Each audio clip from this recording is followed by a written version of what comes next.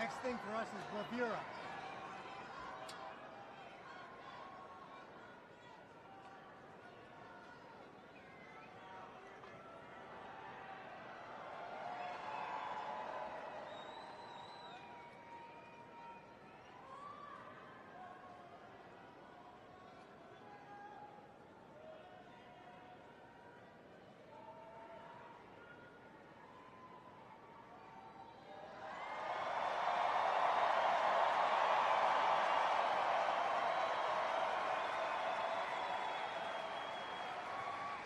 Ladies and gentlemen, we'd like to welcome the official fanfare music group of the President of the United States. Under the direction of Major Aaron Morris, the U.S. Army Band Herald Trumpets performing their fanfare that's actually written for the 47th President of the United States. Listen to this, it's amazing. This is Brass and Glory.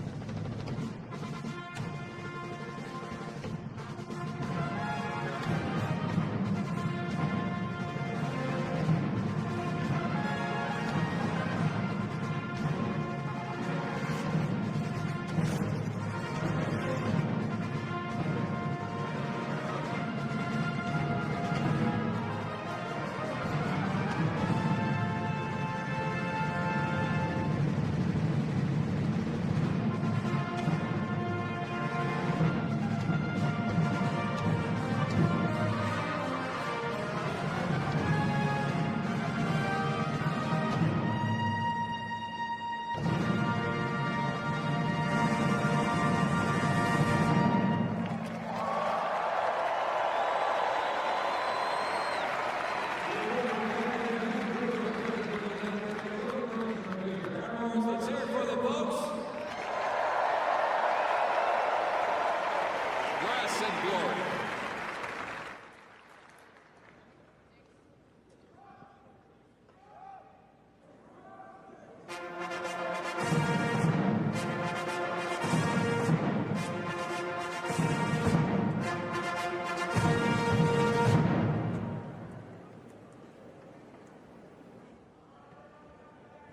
Ladies and gentlemen, please welcome the 50th Vice President of the United States of America, Vice President J.D. Vance, accompanied by the Second Lady, Mrs. Usha Vance.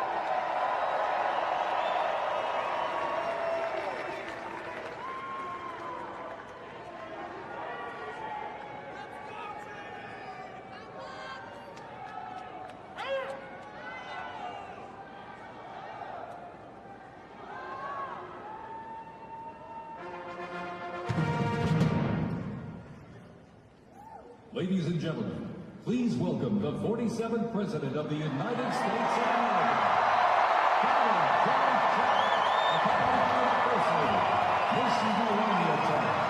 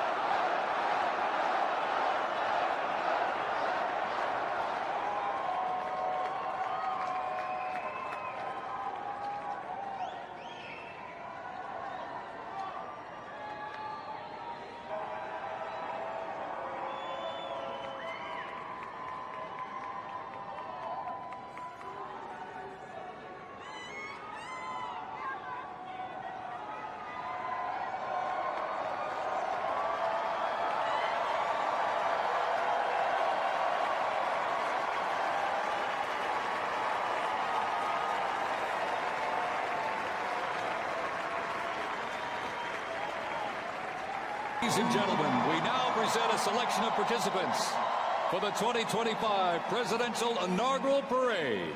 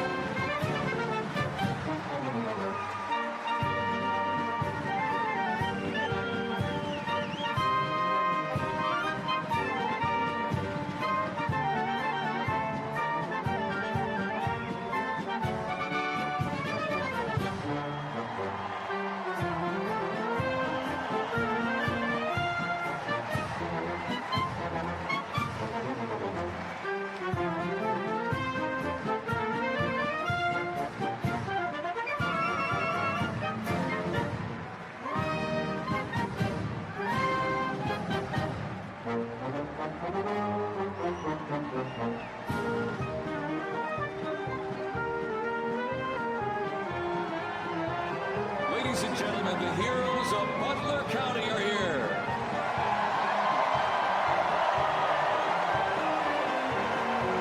And they are here to pay homage to the life, selfless community service, and sacrifice of Corey Comparatori.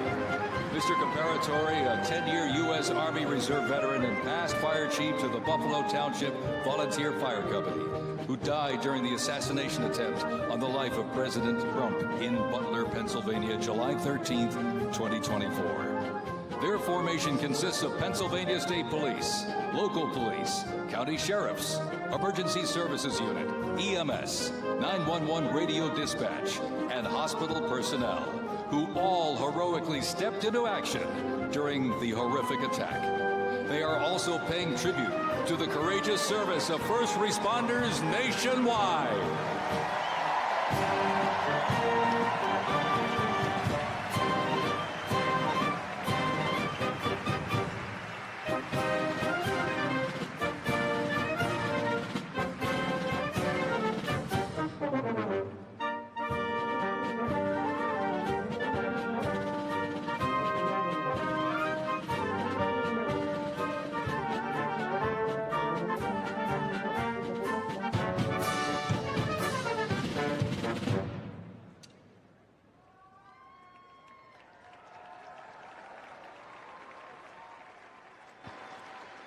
Ladies and gentlemen, at this very special event, let us now take a moment of silence in honor of Corey Comparatori.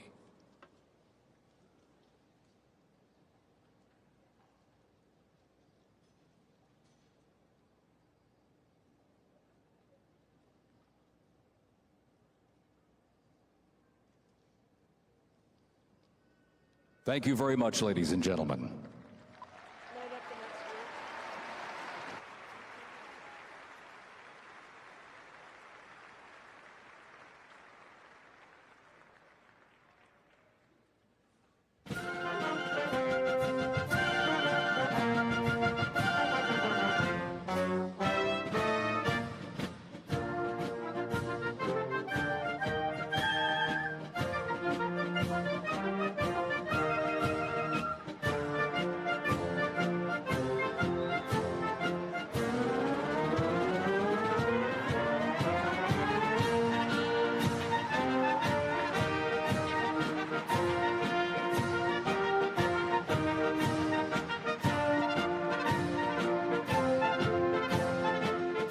From Cornwall-on-Hudson, New York. New York Military Academy stands out due to its unique connection to the president himself. President Trump is a 1964 graduate and has been enshrined as one of our alumni of distinction. This historic academy has been named a Junior Reserve Officer Training Corps, that's JROTC, and are marching with their cadet dress uniforms. Look at these, all modeled after post-World War I General Blackjack Pershing's gray uniform.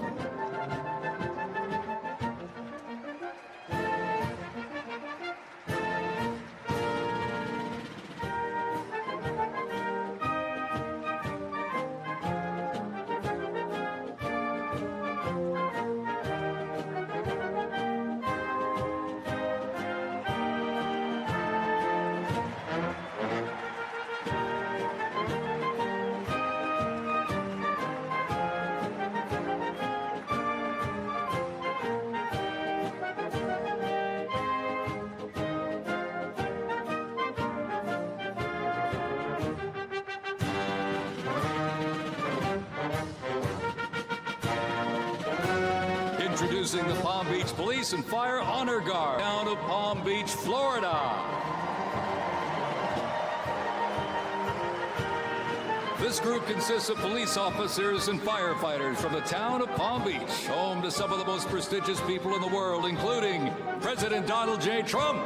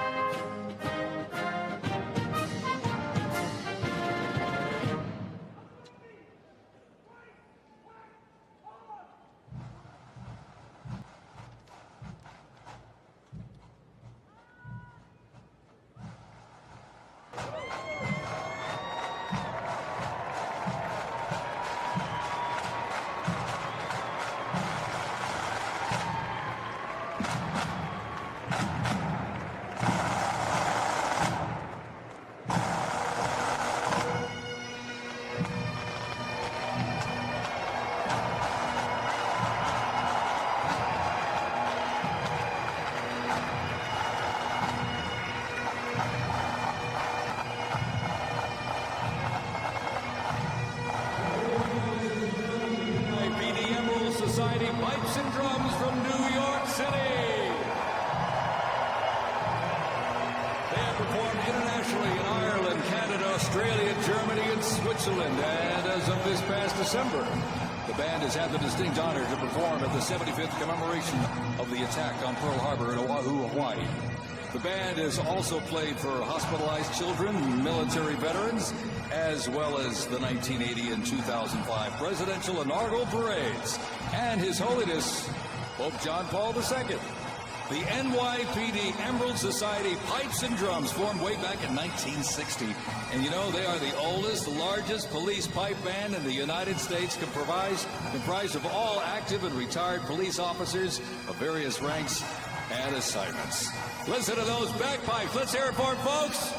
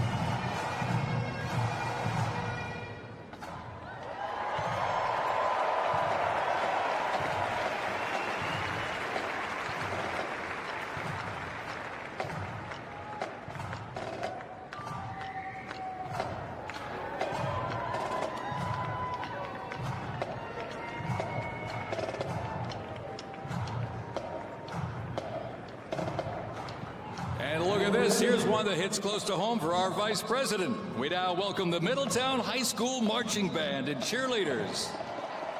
They're traveling all the way way from Middletown, Ohio, to proudly represent their school, our nation, and outstanding alumni, including our new Vice President of the United States, J.D. Vance.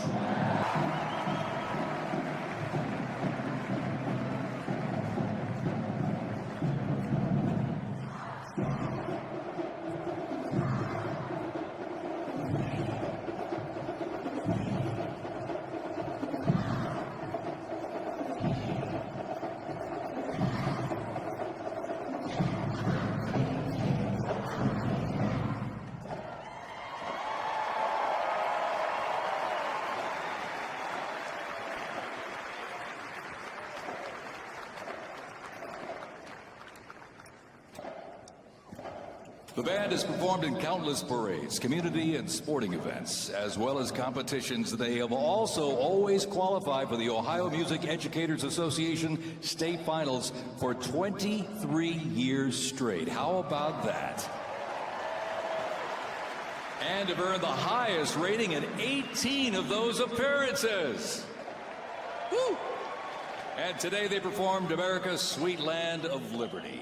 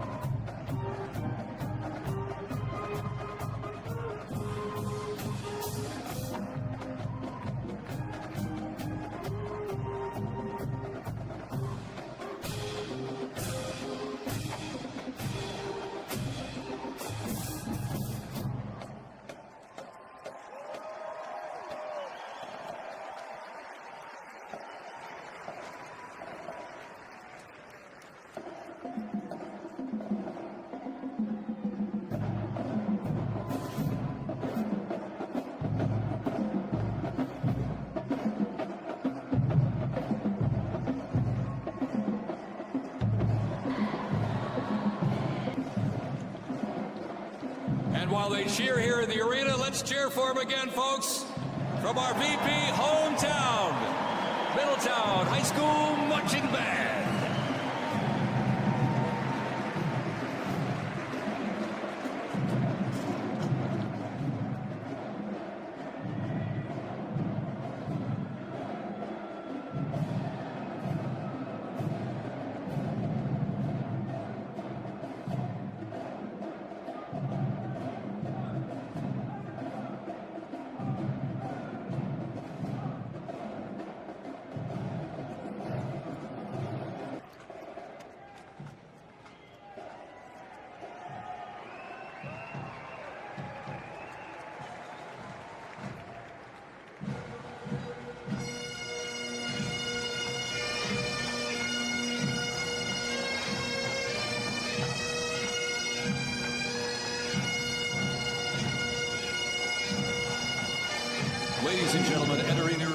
right now, traveling from Boca Raton, Florida, the Florida Firefighters Pipes and Drums.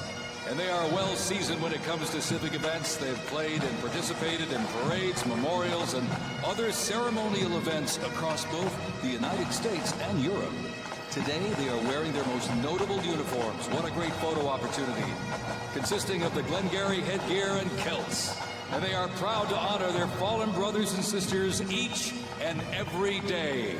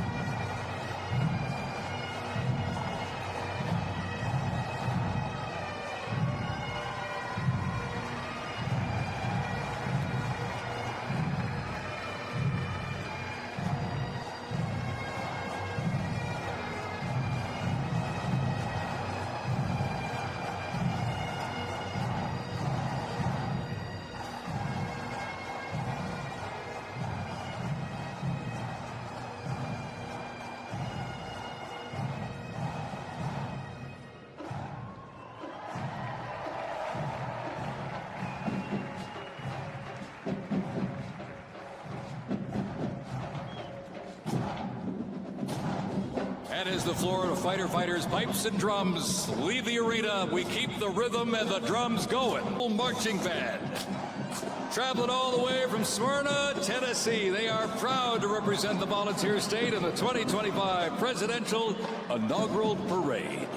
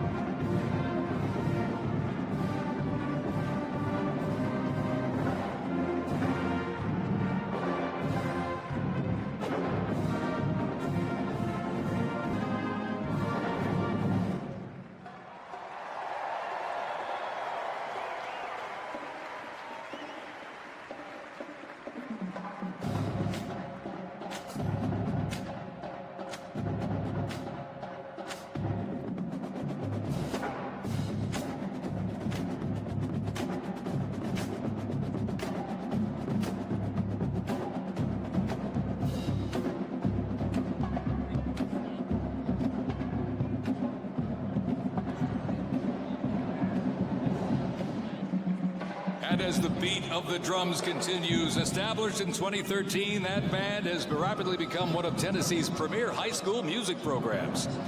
This band has participated in numerous civic events that honor significant moments in our nation's history, like the 75th anniversary of the attack on Pearl Harbor, Captain Jeff Cuss, United States Marine Corps Memorial Dedication, Chicago Thanksgiving Day Parade, and a Lincoln Memorial performance as well. The Stewart's Creek High School Marching Band, everybody! Big...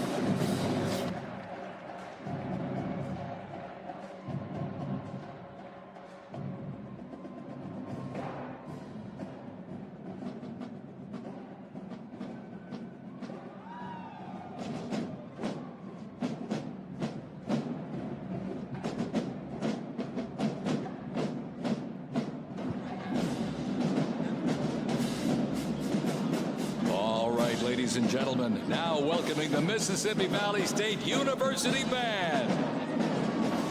They're traveling all the way from Edabita, Mississippi. Look at this, gang. This is the Mean Green Marching Machine. They are proud to represent historically black colleges and universities at the 60th Presidential Inauguration.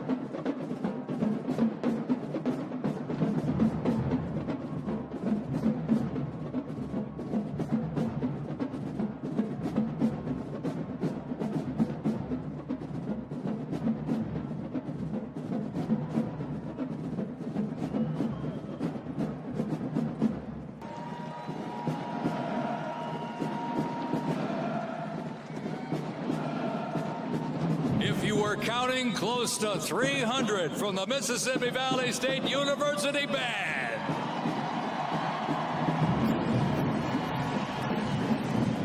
You know, since its founding, the band has consistently played a significant role at their university and across the United States. They have performed for athletic events, Mardi Gras parades, Rose Bowl parades, and many, many more.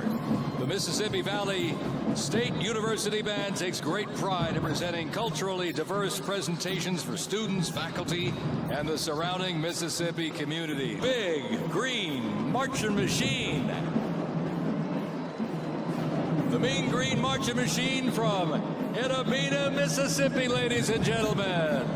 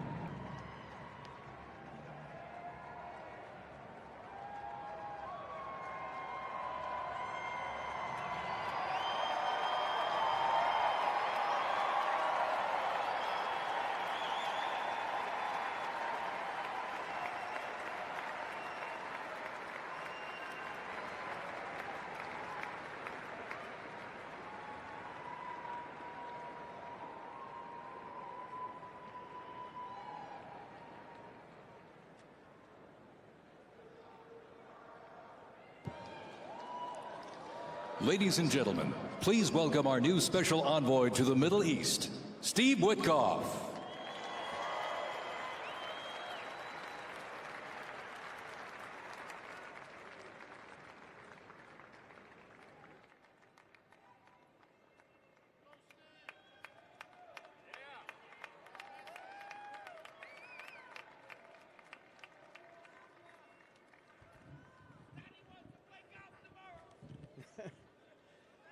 Good evening, everybody.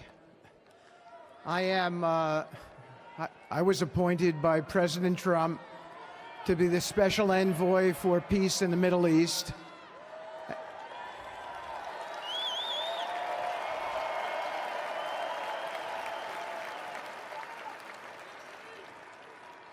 And I'd like to describe to you some of the things we're doing and how it informs on President Trump's policies.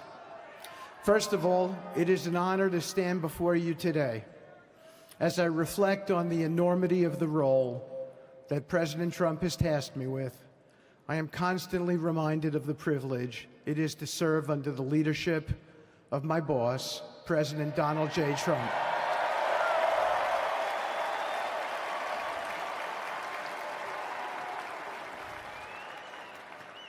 His presidency has provided a clear, bold vision for the Middle East, and it is this vision that guides every step I take in the mission. President Trump's leadership has redefined what is possible in the pursuit of progress and stability in the Middle East. His decisive, pragmatic approach ensures that even the most entrenched conflicts are met with fresh perspectives and innovative strategies. His policies have already delivered, such as yesterday's release of hostages in Gaza.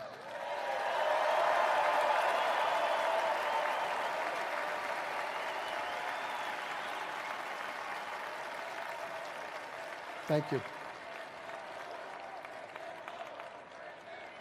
This achievement demonstrates the strength of President Trump's leadership and the respect he commands on the global stage.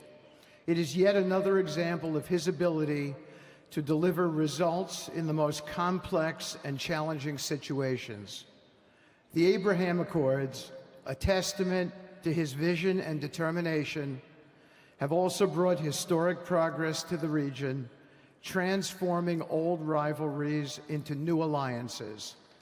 These agreements are not merely symbolic. They represent a practical roadmap for peace, economic cooperation, and mutual respect across nations. My role, as President Trump has tasked me, is straightforward yet profoundly challenging: to turn his vision into actionable outcomes. He sets the agenda, he lays the framework, and he inspires people like me into bold action. My responsibility is to implement his vision, engaging with leaders across the region to find pathways towards sustainable peace and stability. And let me tell you, having Donald Trump as a boss makes this task not only possible, but far more effective.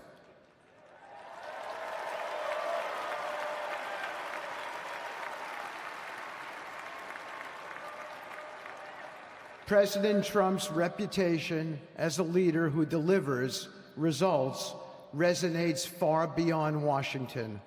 Leaders in the Middle East know he means what he says. His ability to cut through bureaucratic gridlock and focus on tangible results is the game changer.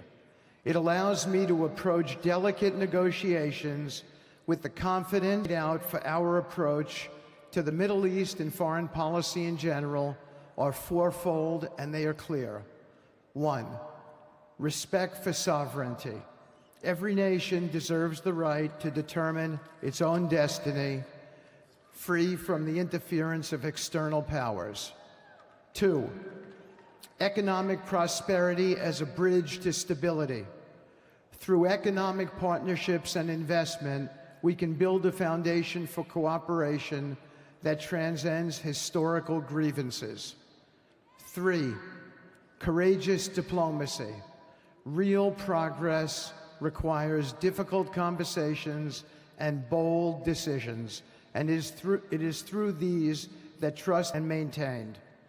And finally, 4, reciprocity and accountability.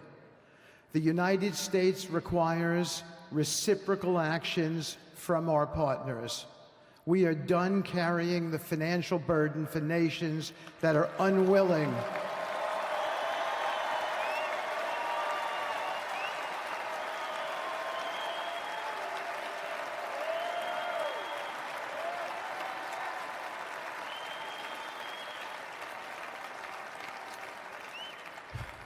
We are done carrying the financial burden for nations that are unwilling to fund their own progress. The days of blank checks are over.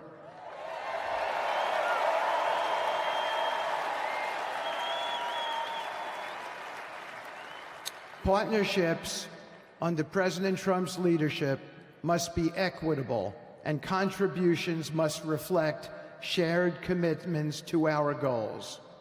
In my work, I've seen firsthand how these principles resonate. They provide a foundation that transcends politics and speaks to the shared humanity of all people in a region.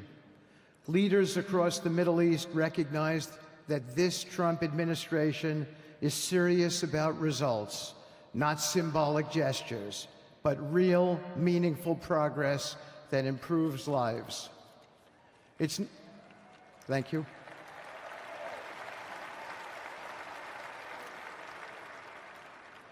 It's not always easy. There are moments of deep challenge and frustration. Decades of mistrust cannot be undone overnight. Yet I take comfort in knowing that I am not in this alone. President Trump's clarity of vision ensures that I never have to question what success looks like. His leadership provides the confidence and direction necessary to navigate these complexities.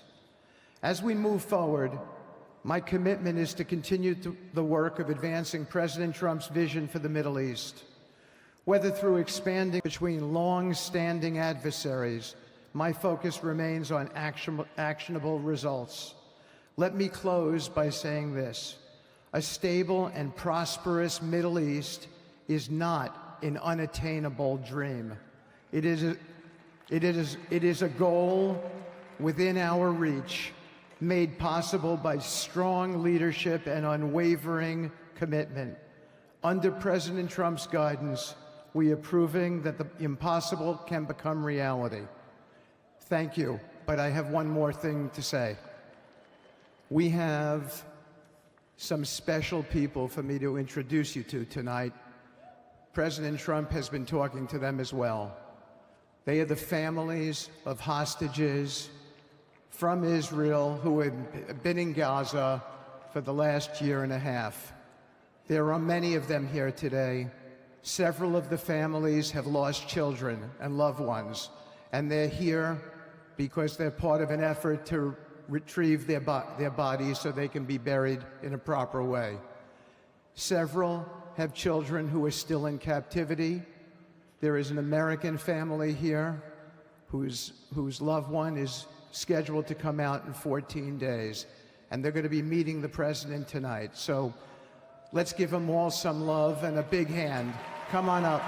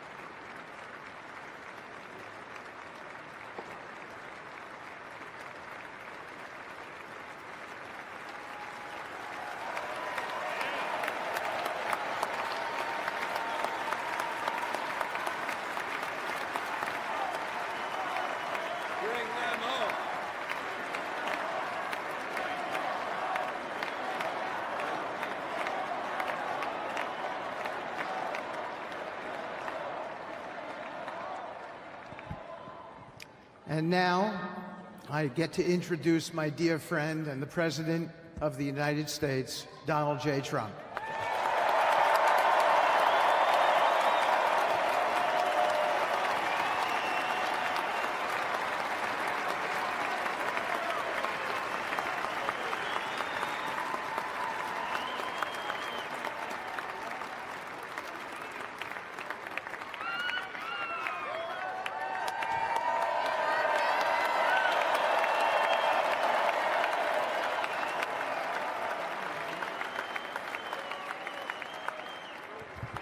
Thank you very much, everybody. Appreciate it.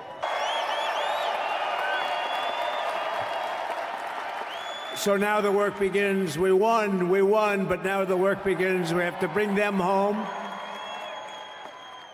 And you know, tonight I'm going to be signing on the J6 hostages, pardons, to get them out. And as soon as I leave, I'm going to the Oval Office and we'll be signing pardons for a lot of people, a lot of people. And thank you to Steve Witkoff. He's a great guy. He's a friend of mine. He's been a very successful man. He's a great negotiator. He's a wonderful guy. People love him. And he's got a tremendous power of persuasion. And that's what we need. We don't need stiffs. We don't need stiffs. We got a lot of stiffs. You just had a whole load of them. And to the former hostages with us today, welcome. And welcome home. Some of the folks are former hostages. Not a good situation. The three young ladies that came home yesterday, you saw that. They're more coming home every day now. They're coming home. But they were hurt. They were hurt. They were hurt. One had her head blown off, fingers on her hand, and her hand indeed was blown off. She was trying to defend herself from a bullet being fired. Do you believe this? A bullet knocked off her hand. I don't know. You look at it, it's a disgrace. We never stopped praying for you, and we're so glad that you're reunited with your friends and families, and God bless you all. And some of them are just saying, no, my son is gone. But please just bring home his body, right, Steve? Many of you have told me that your son is gone, but bring home his body. It should have never happened. 3 years, it's ridiculous. Should have never happened. Wouldn't have happened. I also want to express my tremendous gratitude to the hundreds of thousands of proud American patriots who came from all across the country to join us in this celebration. It's a celebration of a big win.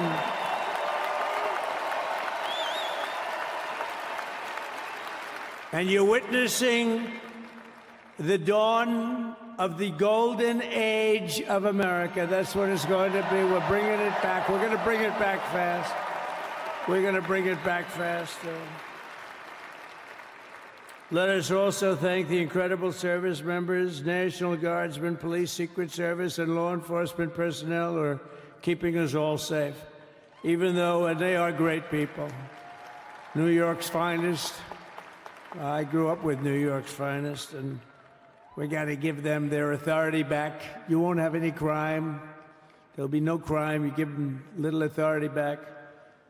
The whole way they run things in this country now, it's disgraceful. But it's going to change rapidly. We're going to make our cities safe again, too. Even though we're indoors, we've had a magnificent inaugural parade. And let's give a big round of applause. They were great. To all of the incredible performers and hardworking men and women who made it possible. Those people, really talented, amazing people. I also want to thank my wonderful family for being here, especially my beautiful wife, our First Lady, Melania.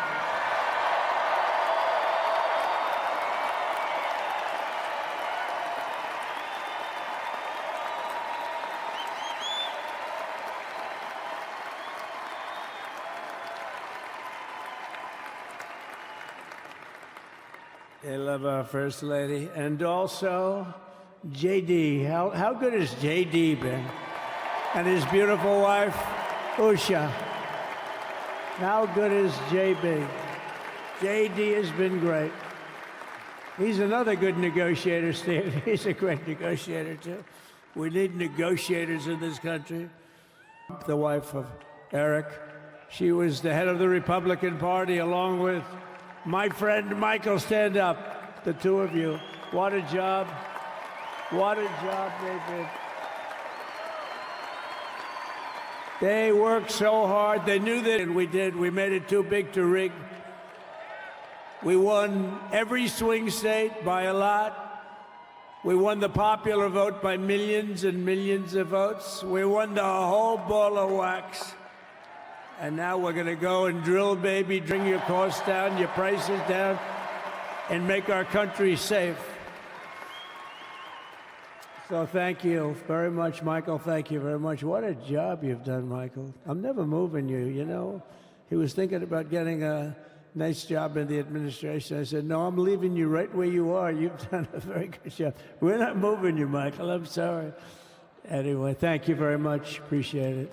Appreciate it very much. Signed some very important executive orders of our new administration. Hey, Don, will you stand up, please? Don is another one. How about Don? This guy.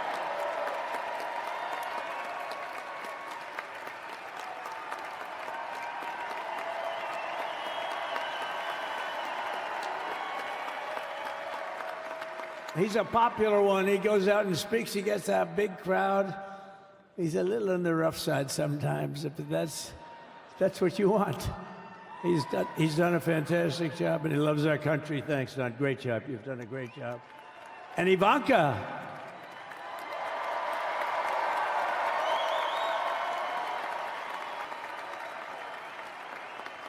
And, you know, Jared negotiated the Abraham Accords, which are it's the biggest deal made in the Middle East in many, many years, and it's really something. Jared, stand up, Jared. The Abraham Accords.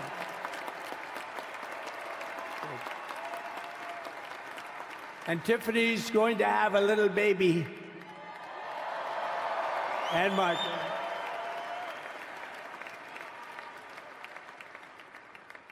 And then I have a very tall son named Barron. Has anyone ever heard of him?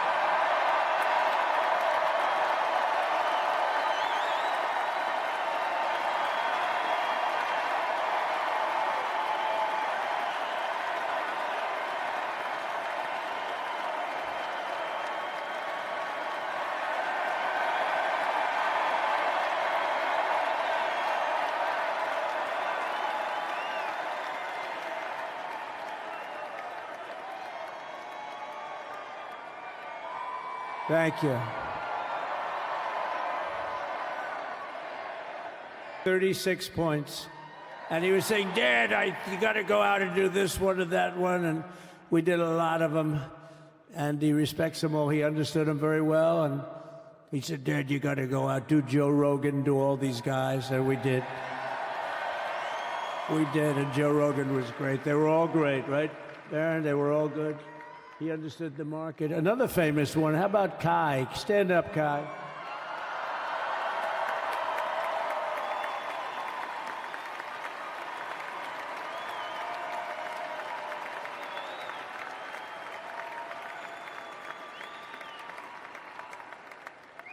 Is that Byron Donalds back there? Stand up, Byron. Stand up. What a future this one has. What a future. That's great, Byron. Thank you very much. And how about Lutnick, Secretary of Commerce? He's going to take in more money than any country has ever even thought about. He's going to take in some money. And we have many others. Look, I'm not going to go through it, but we're going to sign some orders right now, and that's really what I want to do.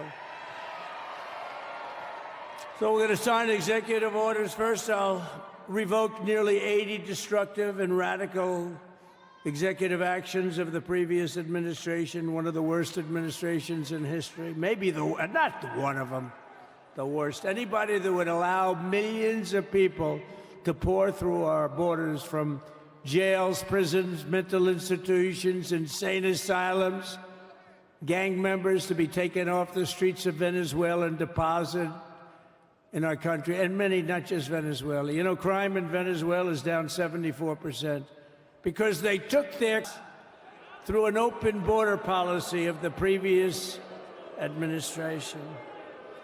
All over the world, they're emptying their prisons into our country. They're emptying their mental institutions into our country. It stops as of 1 o'clock this afternoon, okay? It stops.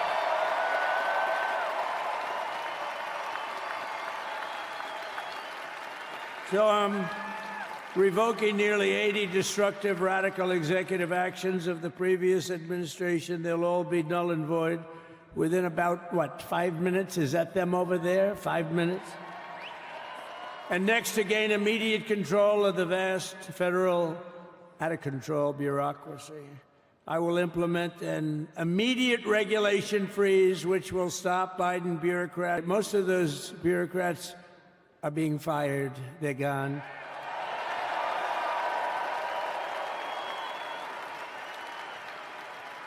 Should be all of them, but some sneak through, but we have to live with a couple, I guess.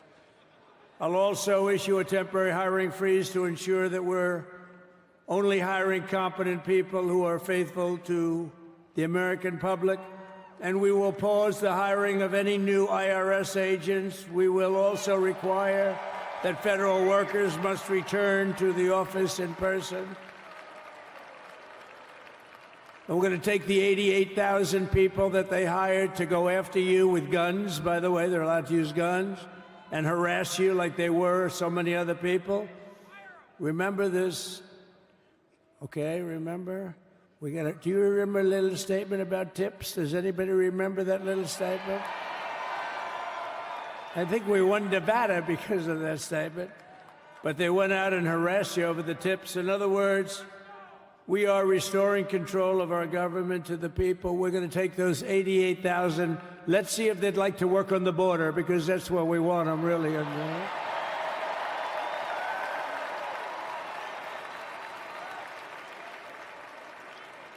So we're going to have no tax on tips, right? No tax on tips. And we may have, like the Speaker of the House, is he here? He's done such a good job. Is Mike here? He's around here someplace. I saw him just a little while ago. Hello, fellas. Look at you guys. Yeah, I know it. He's great. He's doing great. They're all doing good. The Republican Party has never been unified like it is right now. They want to save our country. And we're going to more than save it. We're going to make it greater than it's ever been before by a lot. Next, I'm going to sign a presidential memorandum directing every member of my cabinet to marshal every power at their disposal to defeat inflation and rapidly bring down the cost of daily life, because your costs have gone through the roof in the last 4 years. Perhaps you didn't notice. Does anyone notice their costs are like double, triple, quadruple? You can't buy bacon. Apples have doubled in price. You want an apple, anybody? Pay twice what you did 2 years ago. We'll put more money in your pocket, and we'll liberate our economy. So we have more oil and gas than any country in the world, and we're going to use it. We're not going to do the wind thing. Wind. Big, ugly windmills, they ruin your neighborhood. They ruin you. If you have a house that's near a windmill, guess what? Your house is worth less than half. And did you see up in New England with the whales? You see what's happening? So they had 2 whales killed in about 14 years. Last year and the year before, total. So if you're into whales, you know what you can have by far. And they're all made in China, by the way, practically all of them. And they kill your birds and they... Now, remember when we used to joke and kid, when we were kidding, but we don't kid anymore? They want to watch the debates on television. They want to watch your favorite president on television. But the wind isn't blowing, so we can't watch television. Remember? Gladys, I'm sorry, the wind is just not blowing. We're not watching Trump tonight. But I'm immediately withdrawing from the unfair, one-sided Paris Climate Accord ripoff. The United States will not sabotage our own industries while China pollutes with impunity. You know, China, I mean, look, they use a lot of dirty energy, but they produce a lot of energy. And when that stuff goes up in the air, you know, it doesn't stay there. It's not like you got a wall. We love walls, don't we? Not like you have a wall around and it doesn't. It floats into the United States of America after 3.5 to 5.5 days. It floats across the oceans and it comes right over your neighborhood and it falls into your neighborhood. So they all say, we have to fight for cleaner air, but the other dirty air is dropping all over us. So what the hell are they talking about? Unless everybody does it, it just doesn't work. You know, we had the cleanest air and the cleanest water that this country's ever had under the Trump administration, and we didn't do anything to stop jobs and stop production. Believe me, you're going to see a lot of companies come pouring back because tariffs. I always say tariffs is the most beautiful word to me in the dictionary. Then I was reprimanded by the fake news. They said, what about love, religion, and God? I said, I agree. Let's put God number one. Let's put religion number two. Love, I don't know. We got to put that number 3, I guess, right? And then it's tariff. Because tariffs are going to make us rich as hell. It's going to bring our country's businesses back that left us. And I'll also sign an executive order to immediately end federal government censorship of the American people. In America, we believe in free speech, and we're bringing it back starting today to stop the weaponization. Oh, do I know about that? These creeps. Deranged Jack Smith. You ever hear of him? Deranged. He's a deranged prosecutor. He's sick. They suck him on me. He's now been reduced to getting on an airplane, going back to The Hague or wherever. Jack Smith. You know, did you know that Biden, while I was making my speech, pardoned his whole family?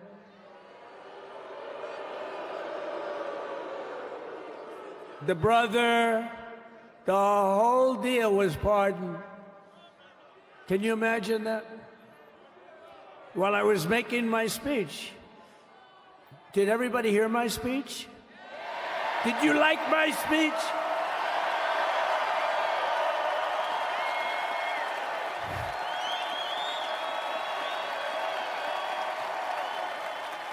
Thank you. I mean, the only thing wrong with it is I had a lot of tough things to say, and I have some great people that work for me. Sir, this is such a great speech. It's so unifying. Don't talk about Biden with his pardons of his family. We want a unified country. They said, don't talk about the J6 hostages that you're going to be releasing today. Sir, don't put that in your speech, please. I said, but I want to put it in my speech. I said, sir, it won't be unified like it is. It's so beautiful the way it is. And it is getting great reviews. You know, if I put things like that in, I'll get terrible reviews. One little paragraph that's a little bit wrong, the fake news goes crazy, right? Put it in my speech, but you know what? I'm speaking in front of a hell of a lot of people at a place called Capital One Arena, and I'll talk about it there. So we're going to be going over the beautiful Oval Office, one of the great offices in history. Even if it wasn't beautiful, it's the Oval Office, but it is beautiful. And we love the Oval Office. It all starts with the wars start and end there. Everything starts and ends at the Oval Office. We love it. But we're going to go to the Oval Office. We're going to sign. We're going to release our great hostages that didn't do, for the most part, they didn't do stuff wrong. You take a look at what went on of the country. In Portland, where they killed people, they destroyed the city. Nothing happens to them. In Seattle, where they took over a big chunk of the city, nothing happened. Minneapolis, where they burned down the city, nothing happened. Essentially, nothing happened. All they want to do is go after the J6 hostages. A 76-year-old grandmother was arrested the other day because she was looking, I think because she was looking at the Capitol or something like that. No, we're not going to put up with that crap anymore.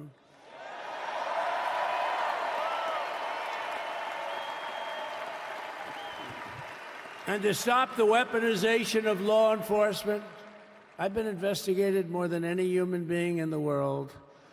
I believe I have the all-time record. Every day a subpoena. Every single day would get subpoenas.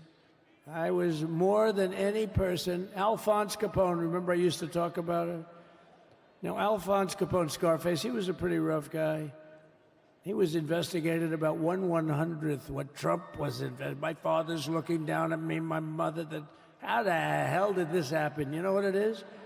They investigated their political opponent, the opponent of Biden, and then ultimately Kamala. Has anyone ever heard of Kamala?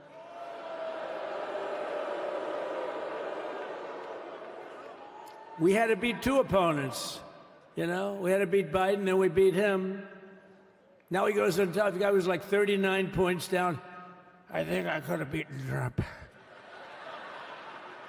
They should have left me in. I would have beaten. No, his debate performance wasn't the best, right? That's what killed him. And then they had to change, and that's like you get into a fight. The great Dana White spoke last night. We love Dana White, right? UFC. That's like he puts in two fighters, one of them's getting creamed, getting really beaten, and they say, all right, take him out, let's put somebody else in to finish up the fight. That's what they did to us. They gave us somebody new, but we took care of both of them. So we beat actually two opponents. But to stop the weaponization of law enforcement and our government, I will also sign an order directing every federal agency to preserve all records pertaining to political persecutions under the last administration, of which there were many, and beginning the process of exposing any and all abuses of power, even though he's pardoned many of these people. Can you believe it? He's pardoned them. You know why he did it while I was speaking? Because that way I couldn't speak about it. I was speaking. I didn't know he did it. I finished my speech, and they said, sir, he pardoned his whole family. I said, oh, can I go back out there and talk about it? Somehow that wouldn't be very elegant. Our First Lady would say, please don't do that. But we have plenty of time to talk about it, and we will. We're doing all of this on our very first day in office. You know, don't forget, we've been in this position, really, where we won the primaries in record time. We were the fastest win of a primary ever in political history, which is a very nice thing. It's nice to know. Well, the second election was rigged, so we knew we were doing well. And if it wasn't, you know what? If it wasn't, I would have never run. But this third one was just a monster. Boy, was that a big one, huh? That was a big one. On the second one, we got like 10 or 12 million votes more than the first one. How about that? We did great on the first one.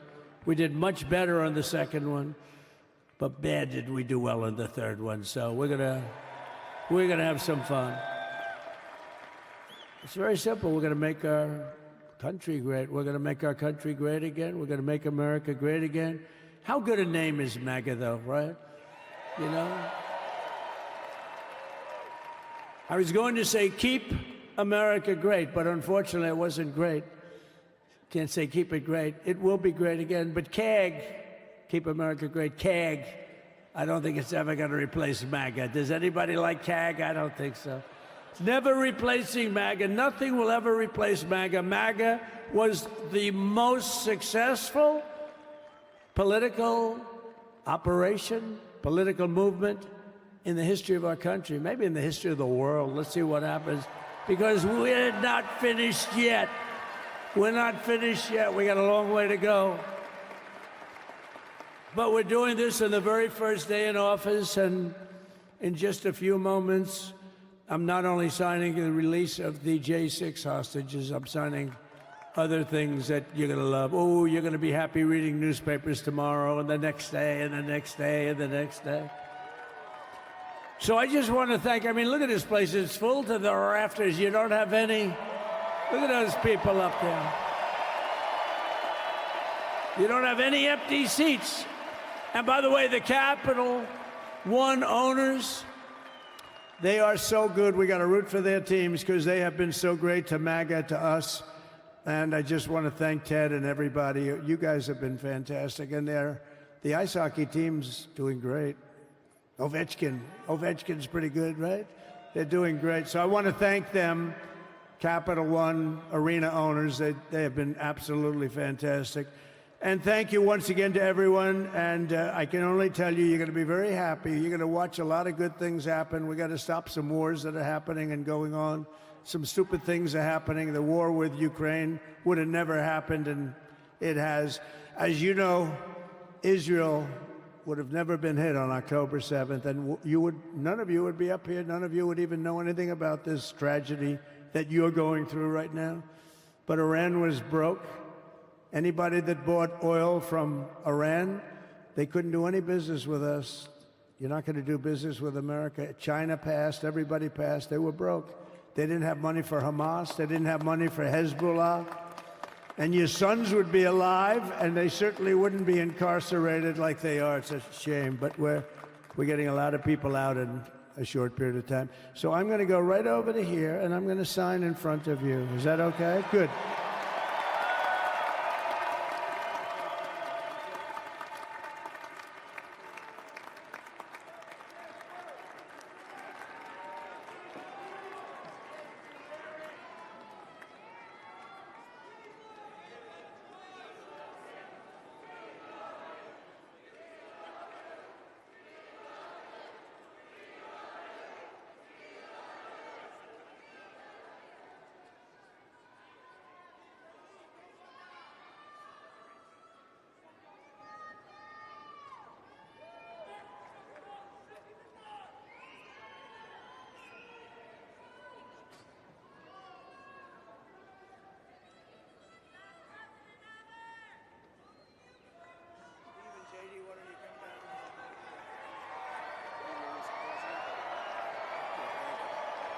You have that other one to sign? Sorry, what's it? You have the other one to sign? We don't have it over here yet, sir. We'll have it for you back at the over. The first is the rescissions of 78 Biden-era EOs and presidential memoranda. You want to call it out? Do you want to say it? You want to say it? Oh, if you want me to, sir. Why don't you say what I'm signing? Sure. The first item that President Trump is signing is the rescission of 78 Biden-era executive actions, executive orders, presidential memoranda, and others.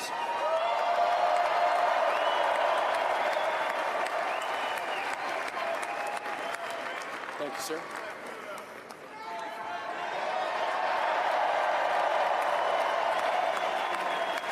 Thank you. The second item, President Trump, is a regulatory freeze, as you announced in your speech, preventing bureaucrats from issuing any more regulations until we have full control of this, the government and this administration.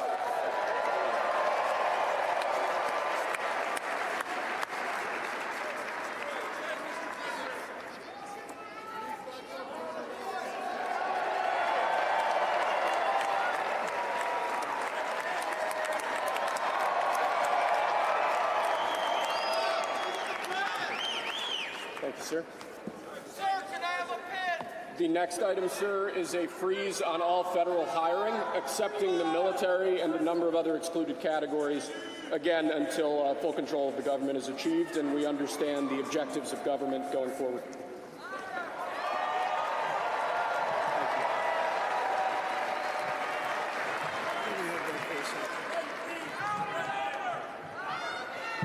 Could you imagine Biden doing this? I don't think so. I don't think so.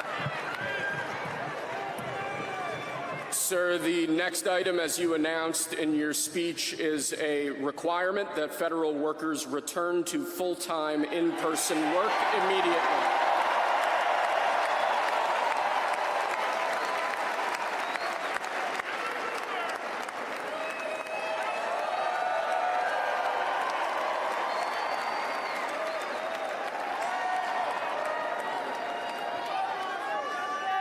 Thank you, sir.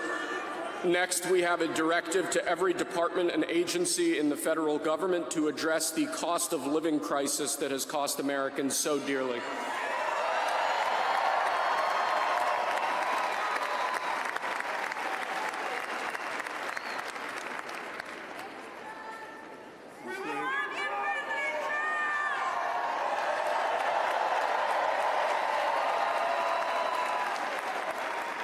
Thank you, sir. The next item here is the withdrawal from the Paris Climate Treaty.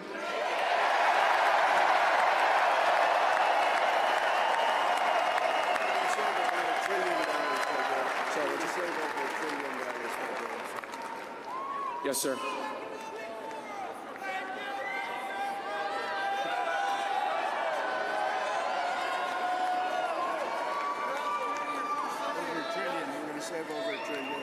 We're going to save over $1 trillion by withdrawing from that treaty.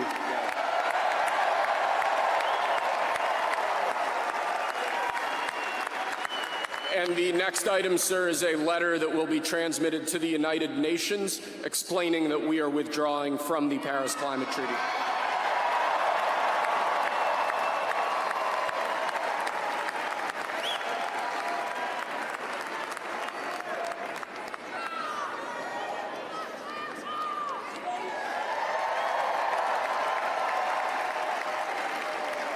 Thank you, sir. This next item is a directive to the federal government ordering the restoration of freedom of speech and preventing government censorship of free speech going forward.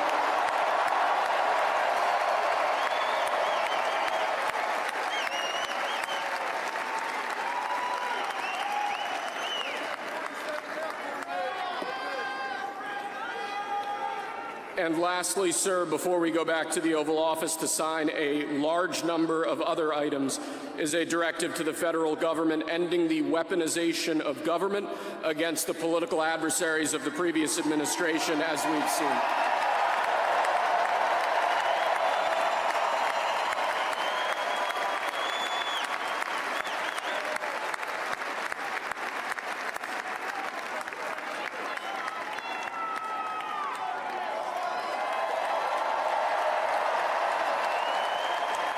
Thank you very much, sir. Appreciate it.